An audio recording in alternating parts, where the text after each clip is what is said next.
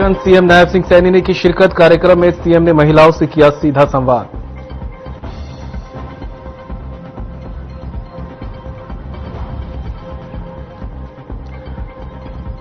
हरियाणा सरकार ने किया 7वें राज्य वित्त आयोग का गठन। सेवानिवृत्त मुख्य सचिव संजीव कौशल को सौंपी जिम्मेदारी। मुख्य सचिव अनुराग रस्तोगी ने जारी की अधिसूचना।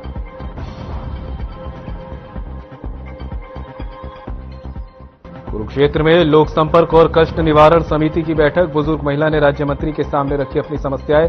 बिजली जुर्माना चुकाने के लिए दिए 7,500 रुपए। कहा, जरूरतमंद की मदद करना हमारा फर्ज। पानीपत में बेटे ने की मां की हत्या। ईंट मारकर उतारा मौत के घाट। हत्यारे बेटे को पुलिस ने किया गिरफ्तार।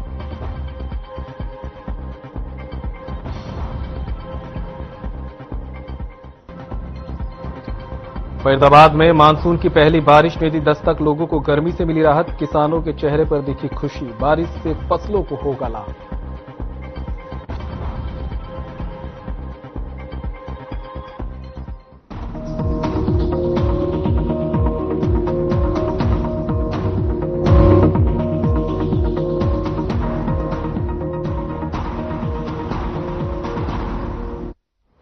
नमस्कार, हरियाणा का बुलेटिन लेकर मैं हूं आपके साथ संदीप निरंजन सरकार। खबरों का रुख कर लेते हैं। गुरुग्राम में महिला संसद कार्यक्रम का आयोजन किया गया, जिसमें मुख्यमंत्री नायब सिंह सैनी ने शिरकत की। सीएम सैनी ने कार्यक्रम को संबोधित किया। क्या कुछ कहा है, आपको सुनाते हैं। जैसे बताया भी गया है कि मॉक पार्लियामेंट द्वारा जो इमरजेंसी देश के अंदर लगी थी और इमरजेंसी के समय जो यातनाएं लोगों ने सही थी, उन सब को स्मरण करने का ये हर वर्ष हम उसको याद करते हैं। 25 जून 1975 वो काला दिन, जब पूरे देश के अंदर अस्थिरता का माहौल खड़ा हो गया था। हम सब जानते हैं, हमारे बुजुर्ग, हम उनसे बातें भी सुनते हैं, क्योंकि जब ये इमरजेंसी लगी, मुझे तो सोचती भी नहीं थी, मैं तो बहुत छोटा था, परंतु बुजुर्गों से हम बात सुनते हैं कि इस प्रकार का एक घटनाक्रम हुआ कि देश के अंदर ना तो कोई अस्थिरता थी, देश के अंदर ना कोई प्राकृतिक आपदाई थी, देश के अंदर ना कोई भूचाल आया था। हमारे स्वतंत्रता सेनानी जिन्होंने इसको भुगता है, जिन्होंने उस काले दौर को सहा है, किस प्रकार की यातनाएं उस समय के अंदर दी गई, और वो क्यों दी गई कि अपनी स्वार्थ पूर्ति के लिए, अपनी संकुचित मानसिकता के लिए, कि माननीय हाई कोर्ट इलाहाबाद का एक फैसला आता है, उस फैसले में चुनाव से अयोग्य करार दे देते हैं, और जब उसको अयोग्य करार दे देते हैं तो पूरे देश का गला घोटने का रात के 12 बजे आदेश पारित हो जाता है और देश में इमरजेंसी लग जाती है। इस प्रकार का दौर देखा है, और वो लोग जिन्होंने इसको सहा है, जो स्वतंत्रता सेनानी रहे हैं, जिन्होंने उस कष्ट को झेला है, वो इस प्रकार का कष्ट था। जब देश आजाद हुआ, अंग्रेजों ने भी उतना अत्याचार नहीं किया जितना अत्याचार उस इमरजेंसी के समय के अंदर लोगों के ऊपर हुआ है। मैं जब बात सुनता हूं, बुजुर्गों से बातचीत करते हैं और हम देखते हैं, उनसे जब शेयर करते हैं बातें, तो इस प्रकार की बातें बताते हैं कि गांव के अंदर लोग 15-15 दिन, 20-20 दिन ईख में ही पड़े रहते थे, घर भी नहीं आते थे। ये हालात थे। अंधेरे में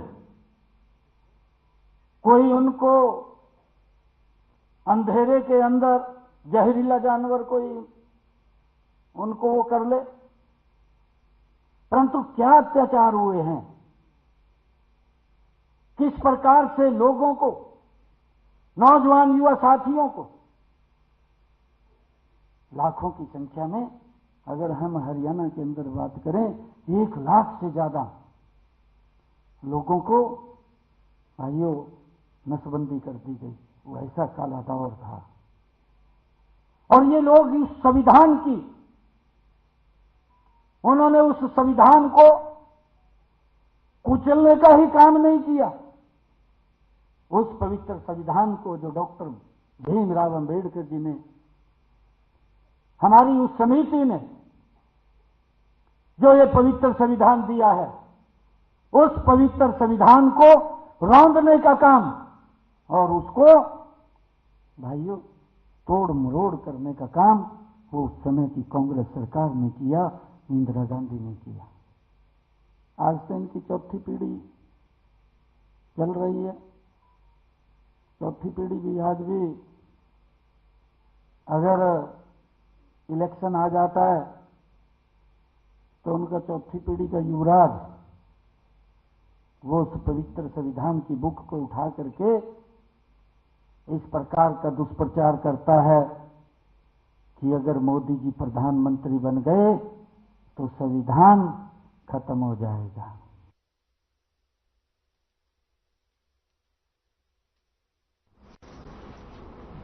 हरियाणा सरकार ने राज्य पंचायती राज संस्थाओं और शहरी स्थानीय निकायों के बीच वित्तीय संसाधनों के वितरण की समीक्षा और सिफारिश करने के लिए 7वें राज्य वित्त आयोग का गठन किया है। हरियाणा के पूर्व मुख्य सचिव संजीव कौशल को आयोग के अध्यक्ष यहां पर नियुक्त किया गया है, जबकि आईएएस अधिकारी अंशज सिंह इसके सदस्य सचिव होंगे। इसके अलावा अन्य सदस्यों की नियुक्ति बाद में की जाएगी।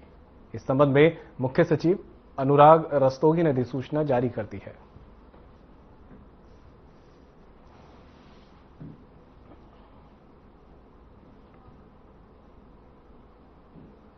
हिसार के चौधरी चरण सिंह हरियाणा कृषि विश्वविद्यालय में आंदोलन पर बैठे छात्रों से मिलने के लिए जेजेपी नेता दिग्विजय सिंह चौटाला पहुंचे। इस अवसर पर उन्होंने कहा कि विश्वविद्यालय की छात्राओं को प्रताड़ित किया जा रहा है, उन्हें हॉस्टल छोड़ने पर मजबूर किया जा रहा है और उनके भोजन की व्यवस्था भी पूरी तरह से बंद कर दी गई है। साथ ही उन्होंने कहा कि विद्यार्थियों के अधिकारों को मारने का बीड़ा यहां के वीसी और विश्वविद्यालय प्रशासन ने उठा लिया है। खाना हमारा बुनियादी अधिकार है और इसे भी छीन लिया गया है। इस कृषि विश्वविद्यालय में पहली बार लाइब्रेरी को बंद कर दिया गया है। वहीं उन्होंने कहा कि प्रदेश सरकार को सीधी भाषा में बात समझ नहीं आ रही है, लेकिन छात्र जो भी फैसला लेंगे हम उनके साथ हैं।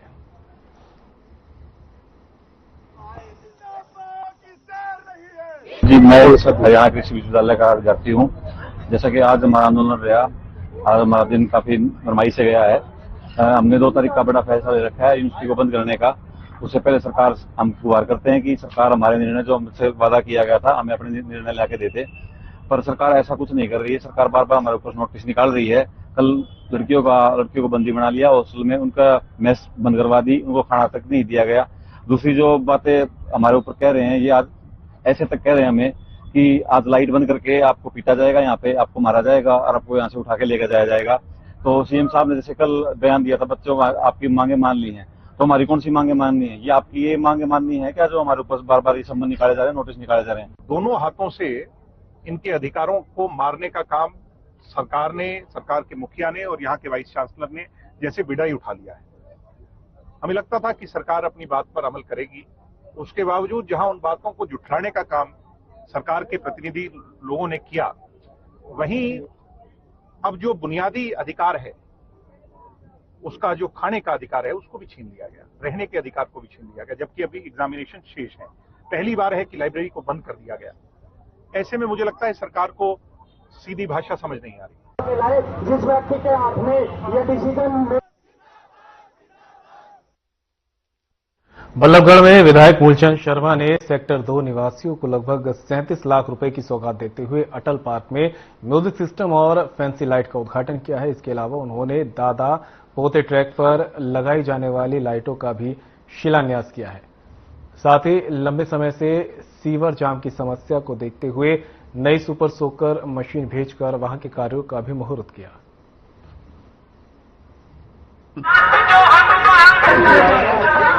मैं प्रदेश के मुख्यमंत्री नायब सैनी जी का धन्यवाद करूंगा कि कल हाई पावर वर्क कमेटी की जो मीटिंग हुई और बहुत लंबी डिमांड थी, पूर्व में मुख्यमंत्री रहे आदरणीय मनोहर लाल जी और केंद्रीय मंत्री हैं, उनके समय में इसकी घोषणा हुई थी और लंबे समय से प्रोसेस में था कि रेलवे की परमिशन होना, कहीं जमीन की समस्या होना। और मैं कृष्णपाल जी का भी, केंद्रीय मंत्री जी का धन्यवाद करूंगा कि दोनों का पुलों का जो कल उन्होंने जो टेंडर को रिलीज किया है कि उससे बल्लट के विकास को गति मिलेगी और जाम की जो समस्या जो जरूर रहती है उससे मुक्ति मिलेगी। और उन्होंने सेक्टर 61 में जो अपना लोकल बस डिपो भी बनाने की घोषणा की है, 18.5 करोड़ के आसपास उसकी लागत आएगी। और पानी की योजना, पानी जो अमृत का पानी आना है जो अपना रेन्यूएल का, उसकी भी कल हाई पावर वर्क कमेटी में की है। इससे शहर के लोगों को पानी मिलेगा और शहर के विकास को गति मिलेगी। मैं इससे उनका धन्यवाद, जल्दी मुख्यमंत्री समय लेंगे, इसका पत्थर लगवाएंगे।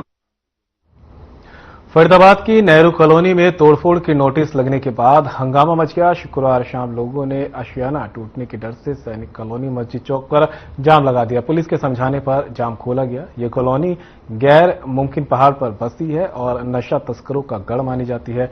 स्थानीय विधायक धनेश अदलखा ने लोगों को भरोसा दिलाया कि आम जनता के घर नहीं टूटेंगे, सिर्फ नशा तस्करों पर कार्रवाई होगी। उन्होंने लोगों से अपील की है कि वे नशा तस्करों की जानकारी पुलिस को दें। कुछ नहीं होगा सर, कुछ भी नहीं होगा।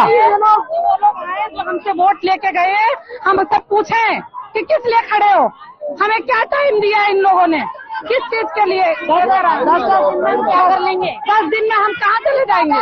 आप बताओ, 10 दिन में हम कहाँ चले जाएंगे? 10 दिन में सामान है, बच्चे हैं, पढ़ लिख रहे हैं और सब चीजें 10 दिन में कहाँ से इंतजाम है? रोज का आपके जाम लगाने से और लोगों को तो परेशानी हो रही है। हमें तो परेशानी हो रही है, उस चीज का क्या? हमें तो हमारे घर ही नहीं रहेंगे तो परेशानी क्या? हम क्या करेंगे? हम क्या करेंगे? बंदे भारत क्या करेंगे? जब पब्लिक ही नहीं रहेगी शहर में तो शहर किस बात का होगा? वो क्या करेंगे? हम मर ही रहे हैं। हमें तो माओ राज में इंसानों को हटा रहे हैं, जो अवैध इंसान इस देश में बसे पड़े उनको हटाओ ना, सबसे पहले उनको हटाओ। अवैध को नहीं हटा रहे, हमें हटा रहे हैं। हमारी जो जगह है या तो उनकी किस्त बांध दो। फरीदाबाद में एक पति ने अपनी ही पत्नी का अपने साथियों के साथ मिलकर अपहरण कर लिया, जिसकी सूचना पिता ने पुलिस को दी। पुलिस ने मामला दर्ज कर आरोपियों की तलाश शुरू कर दी है। पुलिस प्रवक्ता यशपाल सिंह ने कहा कि महिला और उसके पति की पिछले कई महीनों से आपस में अनबन चल रही थी, जिसे लेकर उसके पति ने उसका अपहरण किया। पुलिस ने इसमें कई टीमों का गठन कर जल्द ही महिला को बरामद करने की बात कही। हालांकि अभी तक अपहरणकर्ता और महिला का कोई सुराग नहीं लगा है।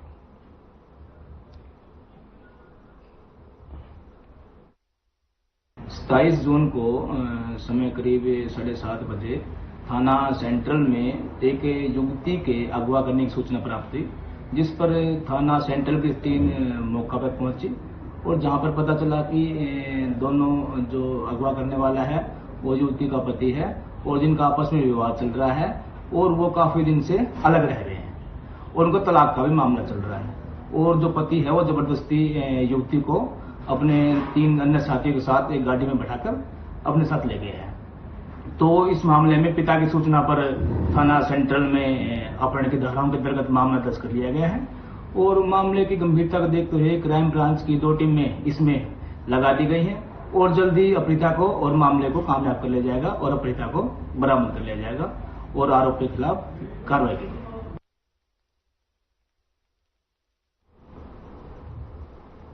फरीदाबाद में मानसून की पहली बारिश ने दस्तक दे दी है, जिससे लोगों को गर्मी से राहत मिली। झमाझम बारिश के चलते मौसम सुहाना हो गया और लोगों को उमस भरी गर्मी से निजात मिली है। कई दिनों से भीषण गर्मी का सामना कर रहे लोगों के लिए ये बारिश किसी वरदान से कम नहीं है। बारिश के आगमन से न केवल आम लोगों को राहत मिली है, बल्कि किसानों के चेहरे पर भी मुस्कान देखने को मिली है और खुशी की लकीरें देखी गई। बारिश के चलते फसलों को लाभ होगा, जिससे किसानों की उम्मीदें बढ़ गई हैं।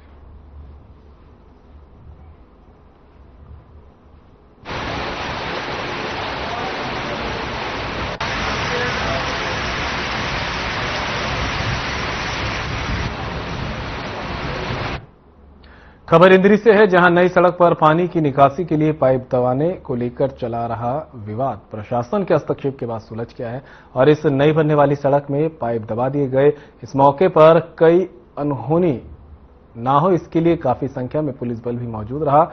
इस बारे में जानकारी देते हुए ड्यूटी मजिस्ट्रेट जसबीर सिंह ने बताया कि खेड़ा से जैनपुर को जाने वाली सड़क मार्केटिंग बोर्ड के अंतर्गत आती है। इस सड़क पर पानी की निकासी को लेकर पाइप दबाने संबंधी किसानों में रजामंदी नहीं बन रही थी। साथ ही उन्होंने बताया कि दोनों पक्षों की रजामंदी के बाद पाइप दबाव दिए गए हैं। वहीं एसडीओ विजय वर्मा ने बताया कि बातचीत के बाद इस मसले को सुलझा लिया गया है।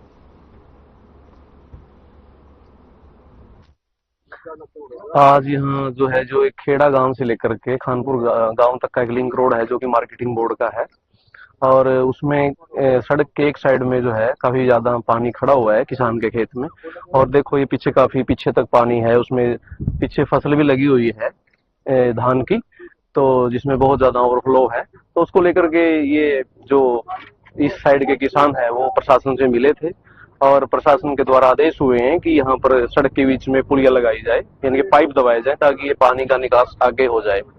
तो इसी के लिए जो है ना आज यहाँ पर ये पाइप दबाने के लिए आए हैं और ये जेसीबी चली हुई है, ये पाइप दबाने लग रहे हैं ताकि इस किसान का नुकसान ना हो। धर्म सिंह कामबोज, अच्छा, गाँव खेड़ा। आज ये क्या कर रहे हैं यहाँ पर? क्या आज ये इधर जो पहाड़ की साइड है, जो इधर फसला मर गया है बिना निकासी के, ये में गवर्नमेंट सड़क बनाने लगी है गांव खेड़ा से जैनपुर, और इसमें ना निकासी नहीं डाली।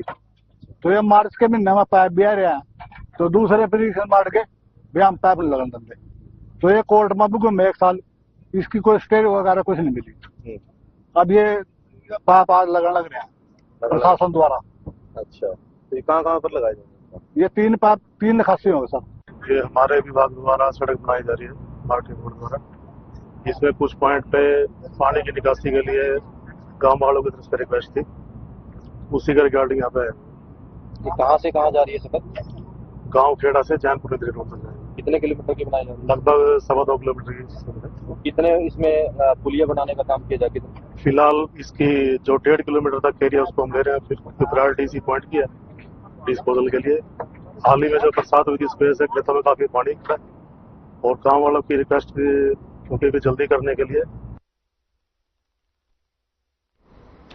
फतेहाबाद से एक बड़ा ही खौफनाक मामला सामने आया है, जहां एक पिता ने अपनी ही बेटी को मौत के घाट उतार दिया। तो वहीं हत्यारे पिता को पुलिस ने वारदात के कुछ ही घंटों के अंदर गिरफ्तार कर लिया। दरअसल पुलिस अधीक्षक सिद्धांत जैन आईपीएस के दिशा निर्देशन में चलाए जा रहे अपराध मुक्त अभियान के तहत की गई कार्रवाई है। इस मामले में और ताजा जानकारी देते हुए फतेहाबाद के प्रभारी निरीक्षक कुलदीप सिंह ने बताया कि आरोपी की बेटी की शादी कुछ वर्ष पहले हुई थी, लेकिन पारिवारिक मतभेदों के चलते वे मायके लौट आई थी। गश्त के दौरान जब नियर बाई हम बोसवाड़ थे तो एक लड़के ने हमारी गाड़ी रुका के कंप्लेंट दी। उस लड़के का नाम है मंजीत श्री सतनाम सिंह पुत्र लाल सिंह, काताखेड़ी का निवासी है। इसने अपनी कंप्लेंट में दर्ज करवाया कि उसका चाचा जो है अजीत सिंह, उसने अपनी बेटी छन्नूबाई है, उम्र करीब 28-29 साल, जो कि 2-3 साल से बीमार रहती थी काफ़ी ज़्यादा, उसको मारकर अपने घर में ही जो है मिट्टी में दबा दिया। तो कंप्लेंट को जो है उसका आधार सच मानते हुए हमने उस पर मुकदमा नंबर 246 रेट आज की 103/238 BNS दर्ज किया और तत्पश्चात हमने ड्यूटी मजिस्ट्रेट के लिए जो है पत्राचार किया। मौके पे गए तो जो जीत सिंह है वो अपने मकान के पास ही हमें मिल गया। उससे हमने पूछताछ की तो उसने भी जो है इस बात की पुष्टि की कि ऐसे ऐसे 13-14 दिन पहले उसने जो बेटी है जो बीमार रहती है उसकी बीमारी से निकल जाता, उसने उसकी तय करके उसको दबाया। शव बरामद कर लिया है? आज हमने शव को बरामद कर लिया है। शव बरामदगी के समय जो हमारी SOC team incharge Poonam Pratyal madam, उनको बुलाया गया और ड्यूटी मजिस्ट्रेट नायब तहसीलदार आशीष कुमार हैं, वो थे, और मौके पर हमारे जो डीएसपी साहब हैं श्री जगदीश कालिया, वो उपस्थित थे।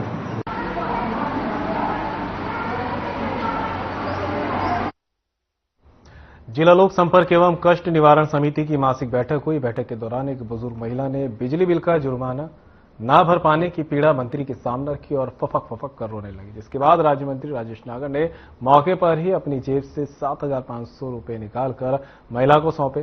साथ ही उन्होंने बिजली विभाग को निर्देश दिए कि तुरंत महिला के घर बिजली मीटर लगाकर सप्लाई शुरू की जाए।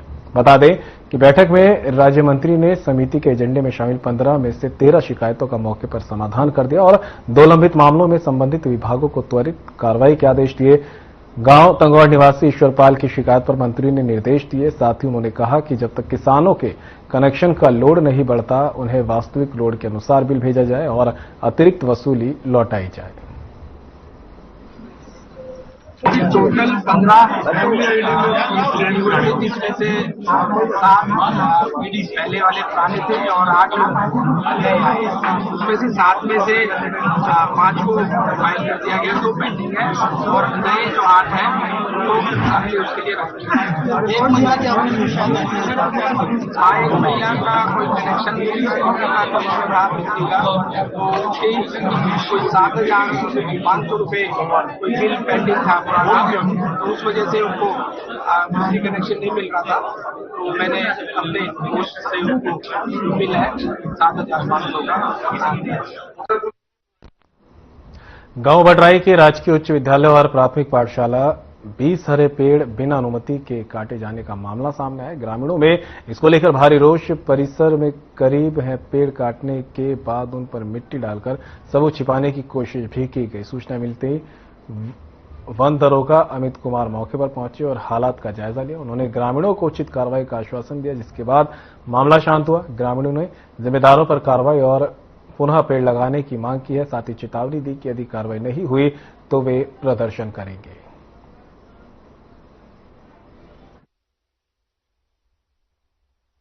साहब, ये बडराई गांव का मिडिल और हाई स्कूल में पेड़ कटे गए, हरे पेड़ जो 15-20 पेड़ हैं वो तो अभी दिख रहे हैं कटे हुए, और बाकी पेड़ रेत के नीचे दबा दिए गए हैं। तो प्रशासन को बुलाया था, प्रशासन को बोला कि भाई लीगल कार्रवाई होनी चाहिए और लिखित में भी दिया है। तो हम चाहते हैं भाई इस पर कार्रवाई हो, बढ़िया से बढ़िया अच्छे से अच्छी कार्रवाई हो।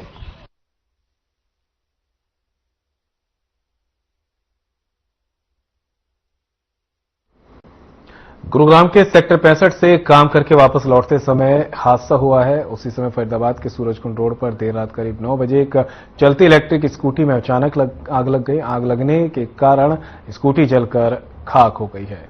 तो फरीदाबाद से खबर आप तक पहुंचा रहे हैं, जहां पर काम से वापस लौटते समय एक हादसा हो गया है। स्कूटी में अचानक आग लग गई है। इलेक्ट्रिक स्कूटी बताई जा रही थी, जिसके बाद लोगों ने मिलजुल कर इसको बुझाने की कोशिश की। तस्वीरें भी आप देख सकते हैं, फरीदाबाद की तस्वीरें, जहां पर इलेक्ट्रिक स्कूटी में अचानक आग लग गई। ठीक है, और उसमें कुछ और भी चला लेता हूँ रैपिडो वगैरह। तो मैं रैपिडो ये राइड मारते ही चला गया था सेक्टर 65 के 70 की तरफ गुरुग्राम। तो वहां राइडें ना मिलने के कारण मैं घर जा रहा था, आईडी बंद करके। तो ये अचानक यहाँ तक पहुंचा मैं, तो ये चलते चलते मुझे तो पता भी नहीं चला कि ये मतलब क्या हुआ है, क्या ये भैया है हमारे, इन्होंने पीछे से मतलब उसे देखा, मेरा पीछे नजर नहीं गई, इन्होंने पीछे से देखकर मुझे बताया कि उसमें आग लग गई। तो मैंने तुरंत गाड़ी रोकी और रखाई है। फिर उसके बाद आग ज्यादा बढ़ गई, या शायद इसी मंथ के 5 तारीख को लिए मैंने।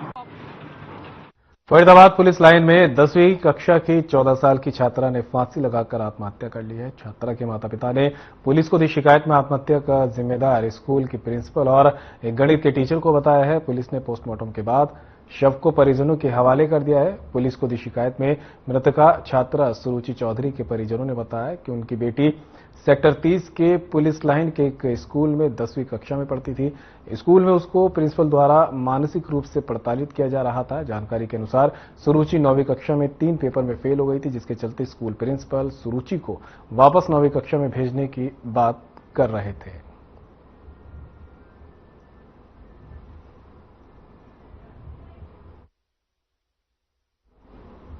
बीजेपी प्रदेश सह संयोजक धूमन सिंह ने कैथल का दौरा किया। इस दौरान बीजेपी चेयरपर्सन सुरभि गर्ग और कांग्रेस नेता रणदीप सुरजेवाला के मंच साझा करने पर बयान दिया। साथ ही उन्होंने कहा कि इस मामले में जिला अध्यक्ष और प्रदेश अध्यक्ष जरूर दखलंदाजी करेंगे। बता दें कि पिछले दिनों हुए प्रोग्राम में कांग्रेस पार्टी के नेता रणदीप सुरजेवाला के साथ मंच साझा किया गया था, जो कैथल की राजनीति में चर्चा का विषय बन गया। वहीं बीजेपी जिला कार्यालय कपिल कमल कैथल में मन की बात कार्यक्रम को लेकर एक मीटिंग रखी गई थी, जिसमें मुख्य अतिथि के रूप में मन की बात कार्यक्रम के प्रदेश सह संयोजक धूमन सिंह किरमिच पहुंचे थे, लेकिन प्रोग्राम में बीजेपी चेयरपर्सन सुरभि गर्ग दिखाई नहीं दी।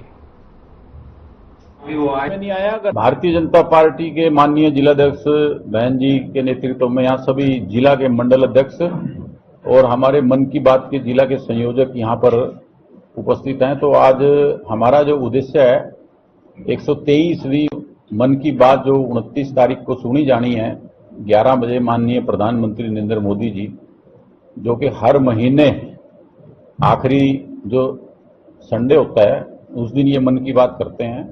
तो आज इस लोकसभा कुरुक्षेत्र का संयोजक के नाते मैं आज इनके बीच में यहाँ पर आया हूँ।